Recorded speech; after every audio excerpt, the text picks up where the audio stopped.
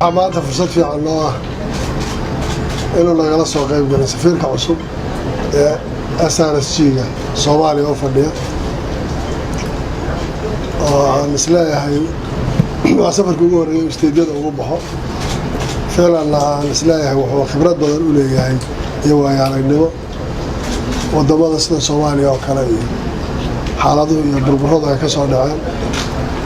dood dheer aan yeelano maanta Soomaaliya iyo xaaladeeda iyo meesha marayso khilaafka ka dhex taagan dowladda federaalka iyo dowladda goboleedyada sida aan xal u aragno iyo Soomaaliya maanta inay u baahan tahay in la gaaro xal jidri ah oo si dhab ah arrinta Soomaaliya maanta looga wada hadlo guud ahaan xaaladda waddanku meesha marayso oo ka mid ah arrimaha amniga siyaasadda dhaqaalaha iyo xiriirka shayga ugu muhiimsan wuxuu ahaa xaaladda maanta waddanku uu ku jiro inay waji ka bedelan loo helo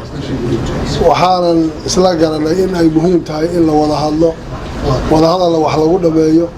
Soomaaliyana maanta danteedu ay ku jirto in hoos wax loo dhaqo wax loo wada hadlo aynan cidina maanta waxna u yeedhin karaynin cidina waxay rabto inay sameyn karaynin dadka Soomaaliyeed maanta ay u baahan yihiin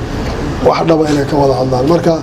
arrimaha guud ahaan iska afgaranay fariin bay qaadayeen meelaha kalena way mari doonaan laakiin shayga asalka waxa weeyaan xaaladda dhabta waddanku maanta uu ku jiro iyo arrimaha siyaasadda iyo amniga aad baan ugu faraxsanahay safarkaas